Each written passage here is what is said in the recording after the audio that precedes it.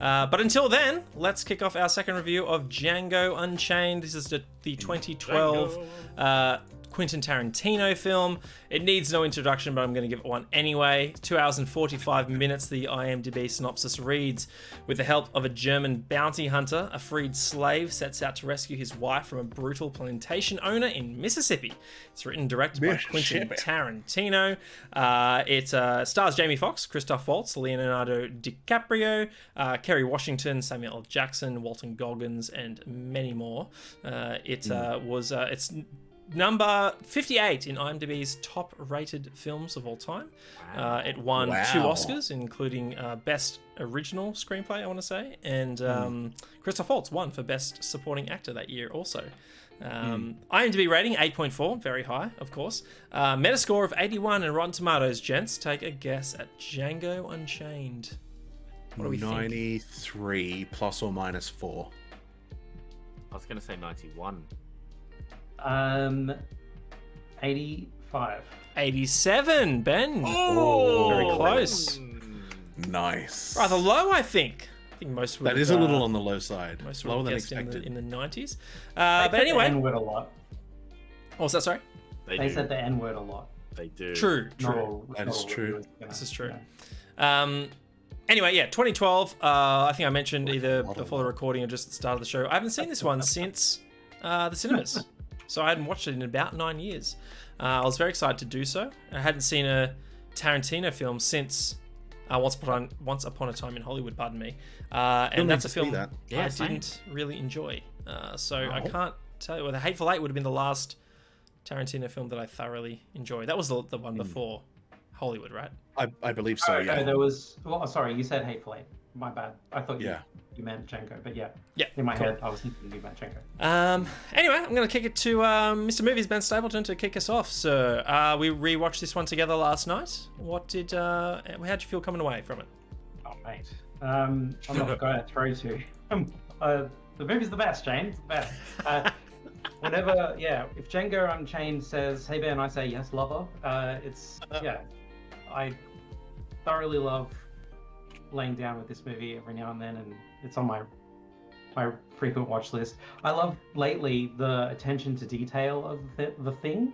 Like, I don't know if you guys have thought about this, but if you got a revolver, like a 6-shooter, you're a bit of a silly goose if you put 6 bullets in that sucker, because the hammer has to rest on the back of a bullet if you do that. So actually what people did was they filled it with 5 bullets and had the empty chamber there at the top of the gun where the hammer would sit, so that if you dropped your gun or if someone hit the back of it or something, it didn't explode a bullet out the chamber and fire accidentally. So with that in mind, I'm counting 5 shots for people shooting 5 times, and I'm like, that's accuracy. Thanks, Tarantino. That kind of crap.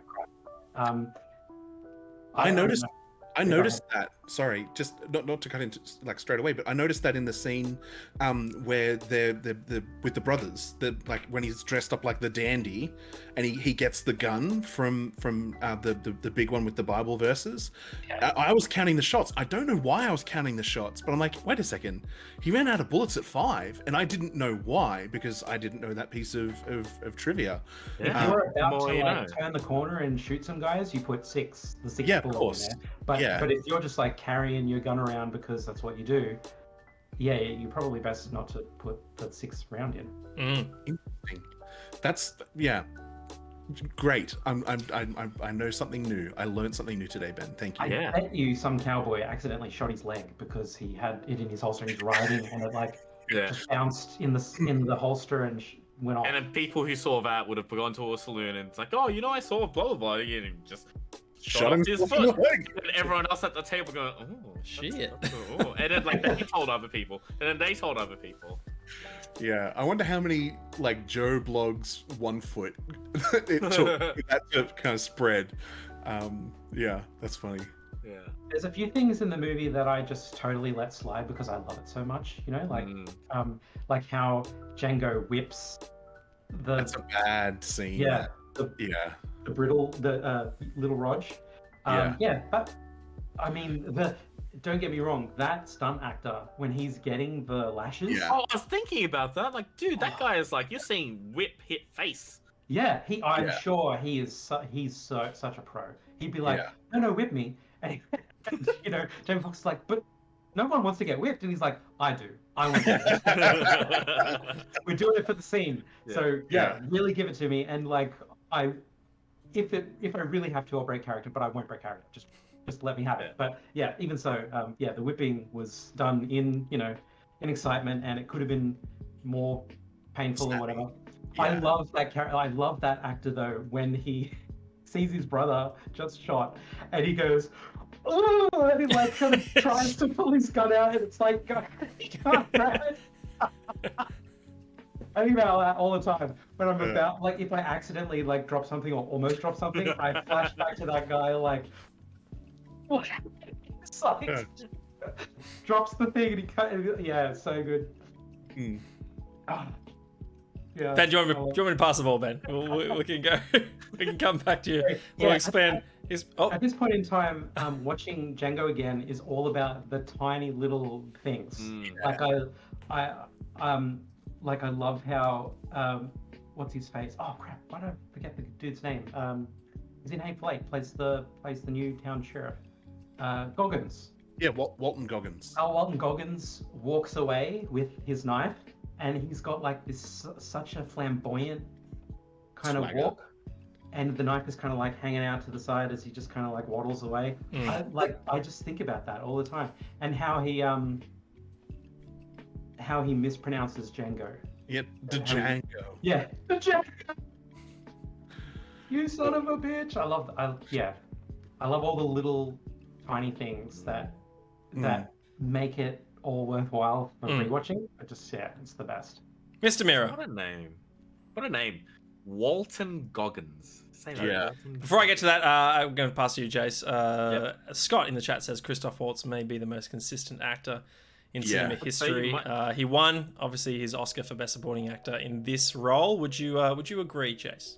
Yeah, I mean, like, even in Alita Battle Angel, like, Christoph Waltz it's Christoph. You know what you're gonna get when you get Christoph Waltz. As the villain in Epic, the animated 2014 I was thinking the film. exact same thing. I love him in that film. Great. Oh, so good. He, I think he, if it wasn't for his panache. But panache, what does that mean? Showmanship. It's like a sense of showmanship. Without his showmanship, I think it would have made the first like half of the film not as interesting, as exciting. I love the first this film. Yeah, there are really entire good. scenes where it's like, shit, if Christoph Waltz doesn't like steal this one, it's going to just be really boring. Like when they walk into the saloon at the start, when they go to Daughtry, and the dude's like, "What the hell are you doing in here?" You can't bring a nigger in here. Yeah. And like that whole thing is just all like that whole sequence like would just be flat on its face if it wasn't for Christoph Waltz. It would have been like this. I don't know. I think I didn't really want to watch this movie when it first came out, and I was like, I don't know, like Wild West, not really get interested in that kind of stuff. But then, when I watched it, I'm like, you know what, that was actually really good. And like, every time I watch it now, I'm picking up new things, just like Ben is, and it's just such an enjoyable movie to watch, and as like a film lover, especially. Pick apart and you're like, oh, that's really cool how they got that shot. Even like when they were riding along the prairie and there were these hordes of like deer. I was like thinking like, wonder if they were just filming and just saw all that and thought, that'd be a really good shot. Let's hurry up, set up the camera. Let's do it. Let's capture that. The little things as well, like at the very start of the film when they're on the chain gang and they're just walking forever. Yeah. And it's the opening credits, like the song is still playing and you're still seeing all the characters, all the actors' names and so on flash on the screen. There's like a profile shot of Django walking, and I promise you he's not walking. They've got him on a dolly and they've got him like just bobbing his head because he's gliding, except for these little shakes that he does as he's walking. And I'm like, he's like, because he's a powerful individual, like he's a strong slave, And even in the way he walks, it's like even in the way he walks, he's just gliding through. Yeah. It's like so strong how he does that. Love it. Man, I think one of the best things that Tarantino can do is his script and the way he directs his actors to deliver the script. Like these conversations that these actors are having are just so fucking good. Yeah. Like it's natural. Someone's not acting. They are the character. You know, Django is the character, and I don't want to like jump in every like 3 seconds, No. but you set that up so good. There's what's his what's the guy's name? Hang on, I have to look up. There's in the first scene, one of the Smith brothers. To rally home your point that you're not looking at actors, you're looking at characters. That fucking guy plays 2 characters. He does. What? Yeah. What? Yeah. You guys, he plays the stone cold guard of Candy, but he also plays. Really? 100%. Oh, I can see that now. Yes. I didn't notice it when I first watched this at the cinema. I watched it today when I rewatched it. Yeah, I was like, wait a second. Ramar is the guy's name. He's the guy who says, I don't care, no sale. Speak English, goddammit. He's that guy at the start, and he's the dude playing pool in the Mendigo fight scene. Crazy. And you don't even know. Tarantino could just get away with that. He's just like, I love this guy so fucking much. He's playing both these characters. Wow. Yeah. It's like he auditioned for both, and Tarantino's like, you know what? You're the best for both. You're the best person for both roles. Wow. Yeah. Totally. Maybe the other guy was sick. Like, Yeah, shit. maybe. Who's I love he? how Tarantino does that. Like you've got the dude who plays the sheriff in Kill Bill with all the glasses on the dashboard, and he calls his firstborn son deputy son number 1. He is in Kill Bill twice. He plays 2 characters in Kill Bill. Oh, really? It's like, there you go again. He plays the guy running the whorehouse who raised Bill at the end. Huh. Oh, yeah, I can see that now. It's like, if you did that to me, I wouldn't be so cruel. I would just cut your face. That guy. Jason, any other thoughts before I throw to the DOS tones? Yeah. Man, the cinematography is just so good. There's so many shots. Gorgeous movie. Yeah. Like even when his I can't remember which brother it is. The third brother is riding away on the horse, and he gets shot, and you see the blood just splatter on the cotton. Yeah. Yep. It's so fucking good. And That's a brilliant shot. And even when they're just in the snow and is practicing like shooting and stuff, just the way that the camera is framed. Even another favorite word of mine, haberdashery. I love that word. Haberdashery.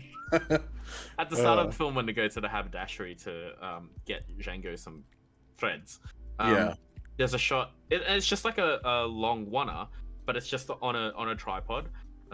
It's over Christopher Waltz's right shoulder. You can see his reflection in the glass, and it's also showing like half of the shot, and you can see Django looking around, and they're having the conversation.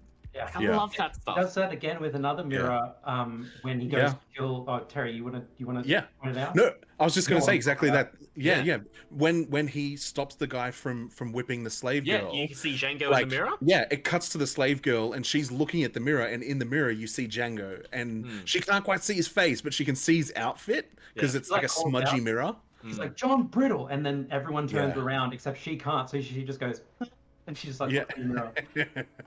The cinematographer who had made this film, or one of the people who made this film look so beautiful, Robert Richardson, he's done, I would say, most of Tarantino's films, including Once Upon a Time in Hollywood, Hateful Eight. I'm seeing Django here, Kill Bill, Inglourious, but I don't see much else before that. He also did Eat, Pray, Love, Shutter Island, Hugo, World War Z.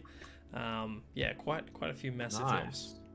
And when I watched this last night, I watched it with someone who had never seen a Tarantino film before, and she wasn't looking forward to it.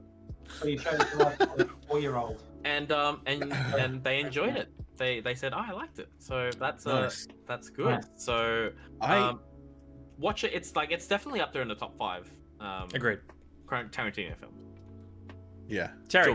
Kill Bill 1. I first, when I saw this at the cinema, I actually saw this with Linda, and I was worried that she wouldn't enjoy it because Well, I guess I didn't know her that well at that point in time, but loved it. Just like, I'm like, yeah, it was a great movie. Just like, obviously, lots of swear words, lots of the N word, very violent, but it was really entertaining and really well shot. I don't know, there's so many little bits and pieces about this film that there are to love. But the thing that I wanted to start with is I absolutely love that Tarantino is not in a hurry with this film. He absolutely takes his time. Like, there's so many long scenes where they're just transitional scenes. It's kind of like the overture in The Hateful Eight. He's not in a rush to start the movie. He's like setting the atmosphere with this really long piece of music, with the opening credits done in that style of film that was done in like the 40s and 50s and 60s, where you had the whole cast and crew introduced at the start. Like, and this movie is really similar to that. It just, and because it's shot so wonderfully, these long transitional scenes, they're not laborious. That, like, I'm not thinking like, come on, hurry up and get to the next thing. And like, even though I was trying to watch as much of this as I could, I didn't start watching until about 10 to 7, and it goes for too long. I didn't get through all of it. And even skipping through bits, I was like, no, I've got to go back because this is such a wonderful scene. And like, just letting it unfold. So I felt bad that I was in I was rushing the film in a way to try and get to like dialogue points and things like that. But it's so wonderful, and I love that he's done that with this film. It's really, really well shot, really well paced, and it's visually beautiful when there's not blood and gore. But even when there is, that cotton and the blood spray on the cotton, it's stunning.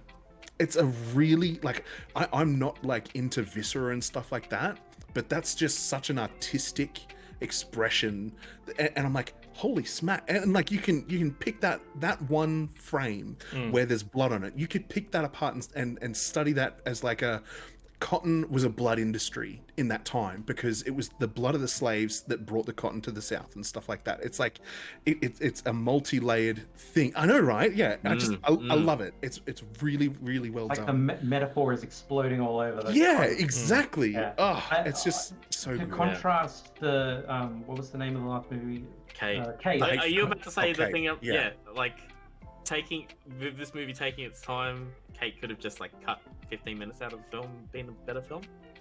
Is that what I was going to say? I don't know. That's what I was thinking. Maybe you Oh, go. sorry. You go. I don't think that's what Ben was going to say. What I was going to say is Kate uses digital blood, and Tarantino uses digital fucking nothing.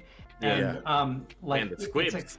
The squibs are like a character in this movie. Like, they really are. when he point blank shoots James Remar in the chest, he like has to wipe his face as he like turns to shoot the lawyer next, who's trying to run out the room of the boudoir or whatever, where they're eating the white cake. And just cake. like the very next scene where he's like taking cover behind one of the henchmen that's just been killed. The henchman's body gets shot like so many times, and it's just like it makes like this stupid gelatiny watery sound when it gets hit. And you can hear the bullet coming. It's like in slow mo, and you hear this whistle, and then and then as he gets so good hit again. So funny. That's great. I just so the other stuff that I love is there's just so many little lines, little phrases of dialogue between characters that are fantastic and hilarious. The setup for the meeting between Dr. Schultz and Django meeting Monsieur Candy, and he speaks French. He's like, don't speak French in front of him. He can't speak French. You'll embarrass him. And then when he went like 5 minutes later, he gets him a beer and he says Prost, and then he just responds with German. It absolutely slays me. It's so beautiful, but it's like it's perfect for the character. He's like, he thinks he is way more cultured than he is, and it has a cap at the like that little tiny arc of him being a Francophile, but he doesn't speak French or anything. When they talk about Alexander Dumas disapproving of ripping D'Artagnan apart, he completely throws away his Francophile philosophy to win an argument, and he says like, "Soft-hearted Frenchie," because Alexander Dumas is black. He wants to get the one up, and then the real one up comes to win that argument, kind of thing. So he throws away his morals. Candy does to win that argument by separating himself from because exactly. Now he knows of a French person who disapproves of him in some way, or the slavery that he loves. Well, he just completely shows his ignorance in that moment, right? Totally. Scott in chat, the rumor regarding DiCaprio accidentally slicing his hand and staying in character, was that ever confirmed? I thought that was confirmed. I had assumed, I'm not sure.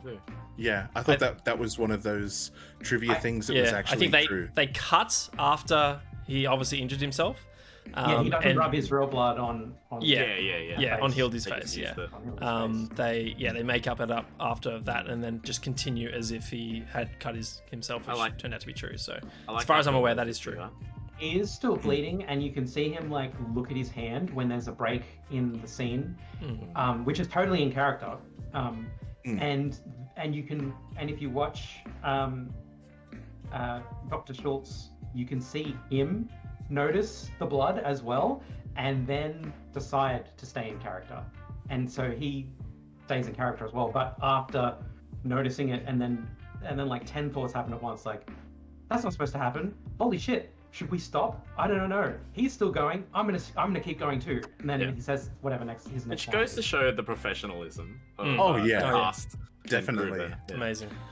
Just quickly, Terry Scott also in chat. Could anyone other than Tarantino gotten away with some of the hardcore elements of the movie?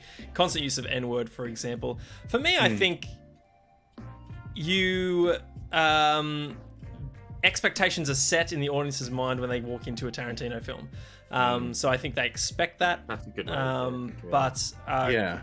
If we had just gone into Django, had it been done by Ron Howard, I think we might have been taken aback a bit. We're like, oh, okay, Ron Howard's trying something different here.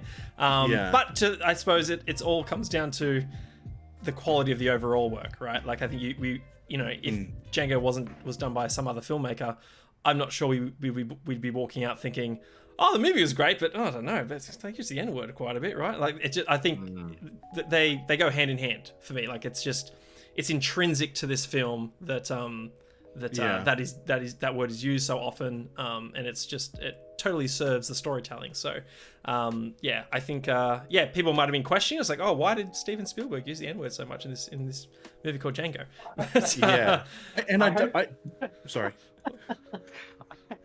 I hope you guys will forgive my kind of sick frame of mind here, but when I had a laugh to myself when I started watching this, thinking like, because I remembered in an interview with somebody, people were kind of squeamish to and apologetic on set, like these black actors in nothing but their underwear in chains with all this blood and makeup and stuff on them, and their job is to push them around in this, just even in the small scenes in Mississippi where they just see the slave auctions and all that kind of stuff. Not necessarily a main scene, but you've got these extras being pushed around by these white guys. And there was apparently on set there was this whole I'm really sorry I'm about to do this to you in this scene, but it's not me and I don't mean it. And the black actors what the fuck are you talking about? We're here to do a movie. How about we both pretend and do the movie and forget about it? And get paid. And so I had a chuckle to myself remembering that and starting Django yesterday. Do you guys think that anybody accidentally stayed in character maybe a little bit too much, when they weren't in the scene and they're at the cafeteria or the just sitting around and they were hey, some method prick is just I don't think anyone was method with this film, and they're just at the coffee shop and say, "Boy, I asked for decaf." I want to know if anybody accidentally put boy by mistake, and then all of a sudden the barista there is also trying to be a method actor as well. Is just starts running for the sheriff when all these black actors start walking in the cafe. So I had that sheriff. I kind of chuckled to myself. I don't know. I don't think. Jamie Foxx in multiple interviews afterwards, has said it's impossible for Tarantino to be racist, and think of the setting that this film is in. If you're trying to give, and this is one of the things that I'll parallel it to, is Saving Private Ryan. Saving Private Ryan didn't pull punches with the gore of the beach being stormed. You had like legs being blown off, guts being spilled out, guys walking around holding their entrails in, like all of this stuff. And it was brutal, but the real life event for it was even more brutal. And so I think that Tarantino would have done a disservice if he was trying to put together a story that accurately depicted the conditions that these people went through. I'm not saying that it was nice to see people in those conditions. Obviously not. But exactly, that's the whole point. And same as 12 Years a Slave. I was about to say, yep. They didn't like, I would be offended. They sugarcoated it, right? Yeah. If they exactly, like, you don't paint the plantation in like whatever, I think it was a 1700s 1600s America in that light, because it's bullshit. Like, you don't sugarcoat and whitewash the history that way.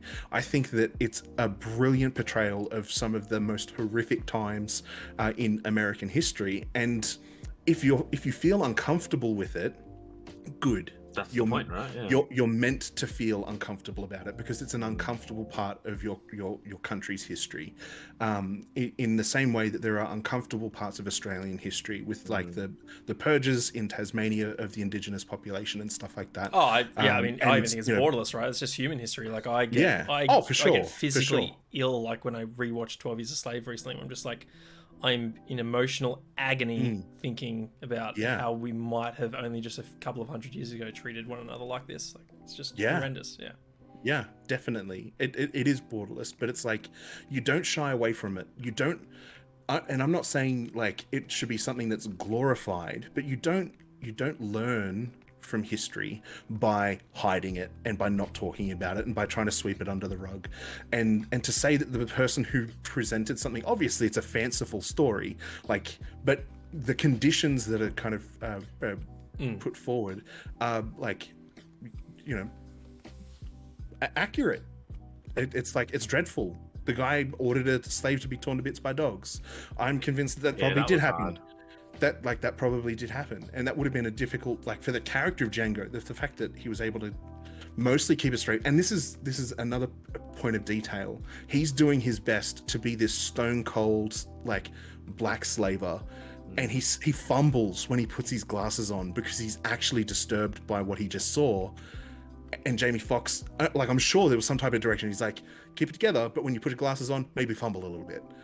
Or like, maybe he just did because he was thinking about it, and they decided to keep it because it was such a brilliant expression that this guy has managed to keep it together, but he still was like a little bit shaky when he put his glasses on, because it was fucking horrendous what he just saw. You remember the scene where he's about to take his first bounty and long range snipe the farmer with his farmer, and he says his kid's with him, and Christoph Waltz said, like, straight away says, like, good, like. He says, like, good, maybe they'll share a last word, it's better than most people get, and it's better than he deserves. And I was like, man, Speaking of that scene, like I said, this was my first rewatch of the film since the cinematic release, and Jamie Foxx looks straight down the barrel of the camera in that scene for a 0.2 of a second.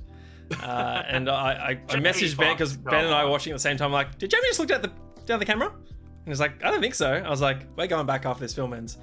And lo and behold, go boot it up if you want. It's on Netflix. 54-minute mark, around about there. Within those 60 seconds, you'll see Jamie Foxx look straight down the barrel of the camera.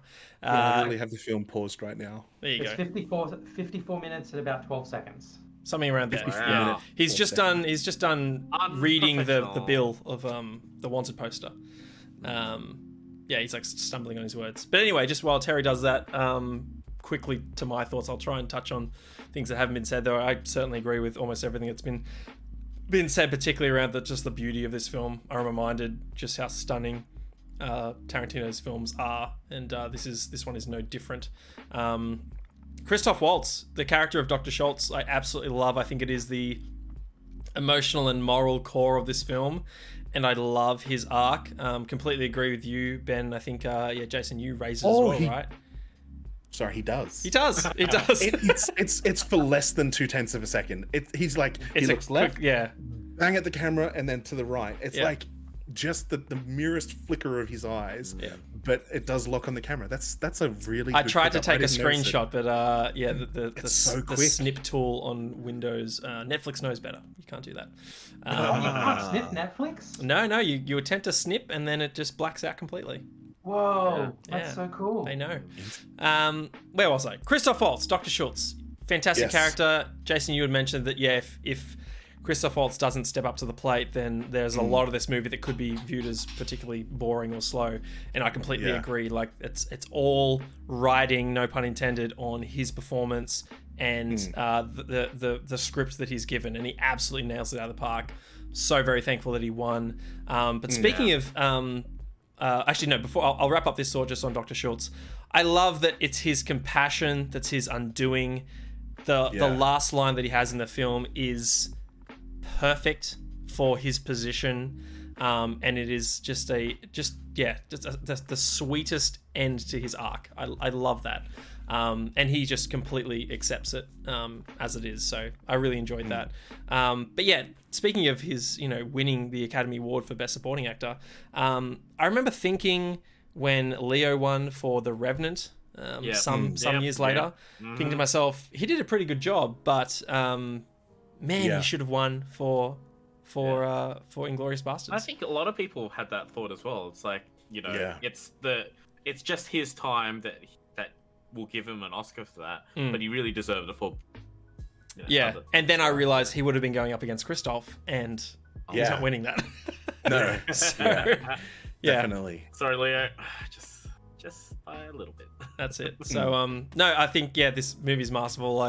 I'm sort of disappointed in myself that it took me this long to rewatch it, and now I'm keen to jump into more Tarantino films and revisit them. I've seen Inglourious Basterds a few times. I've only seen Hateful Eight once, and I think to this day it still ranks as probably my number one Tarantino film. I came away from that film thinking he did it. We asked for a film around a table for the whole film because we love those table scenes in all these other movies. And he took a whole film and was like, okay, how about a whole film set around a table? And he absolutely nailed it. So, definitely. How often have you seen Kill Bill? Oh, a couple of times. Yeah. Not your favorite. I'm with Jason. Not my favorite. Kill Bill is my favorite. It's so good. Kill Bill is the shit. It tickles all of my bones that I like. It's got anime in there. It's got samurai swords. It's got like freaking fight scenes. It's got blood and stuff. It's just so me, and especially with like my upbringing, watching like kung fu films all the time. It's just like it's good. Yeah. It hits a lot of those like House of Flying Daggers kind of notes, while also hitting a lot of the Japanese films as well. Definitely. It's my comfort, like I eat that and then I'm like childhood. Scotty, Pulp Fiction ? In the chat. Yeah, I've only seen Pulp Fiction like once or twice. I've seen it a couple of times. It's a challenging rewatch. Yeah, I think we watched it for the Awesome Edition back in the day. That was my it is. That was my first watch, and I didn't come away thinking, I'm definitely gonna rewatch that. Yeah. I think Pulp Fiction is an important film for cinema. I love quoting Reservoir it. Dogs harder to watch for me. I think I would agree. I would find Reservoir Dogs a harder rewatch, definitely. But I've almost got to G myself up again if I'm going to rewatch Pulp Fiction, because there's just so many scenes in it that are very difficult for me to like not feel uncomfortable and squinch, which is fine. Like, I don't mind feeling uncomfortable in a film, but it's like, is this what I'm up for right now? It's like, not really. I'm after something a little bit more senseless. Let's go wake him up. No. This is a tasty just to round out, like, I totally forgot how many one-liners are in this movie. So many. I think Ben, yourself or Caitlin asked like, what are your favorite lines? By the time we're done watching, we jump back into Discord to discuss it quickly. And because there were too many, it's like they overflowed in my head and they all fell out, and I couldn't remember one of them. But the one that's you silver-tongued. I love that scene. That was pretty amazing. Like, what he says, like he has a flair for the theatrical or something like that. A flair for the dramatic. And he totally fulfills what that idea, right? It's just Yeah. it's just, the way that shot is framed, the lighting, the delivery from Jamie Foxx, everything about that is absolutely beautiful and perfect. Yeah. I love that. Yeah. For me, it's sold to the something with the exceptional beard and his unexceptional N-word. I'm like, so good. The man with the exceptional beard. The man with the exceptional beard. I like this line. I think that we all think that the backs were a good idea. And next time we go full regalia. Yeah, full regalia. We do the bags right, and we go full regalia. I love that. That's a really, really good scene as well. I forgot to mention that. Jonah It's Hill so as good. well. Oh my god. Yeah, Jonah Hill's character. Totally forgot about him. You Anyway, guys know how that to is. say, I promise in German for this movie. What was that? Do you guys know how to say I promise in German? I do not. I did. He But makes I her was like, promised. to yeah. be I quiet and like, off screen. yeah. I That's said to myself, basically I'm gonna where I'm remember up to. that, but I didn't. Yeah, I'm 10 minutes past that point where I was up to. So I did just hear it, but I have completely forgotten it. Okay, yeah, that's the kind of stuff I. Oh, like. Candy's whole soliloquy as well with the dimples and the skull, like, just the writing, man, so good. But anyway, that is Django Unchained. It is currently on Netflix right now. If you have not seen it, please do so, and definitely do so before you watch Kate. That's I think that's one lesson you can take away from Watch this a lot episode. of movies before you watch Kate. Yeah, it's like anytime you want to watch Kate, watch Django instead. That's right. Yeah. Or if you want to watch guns and stuff, John Wick.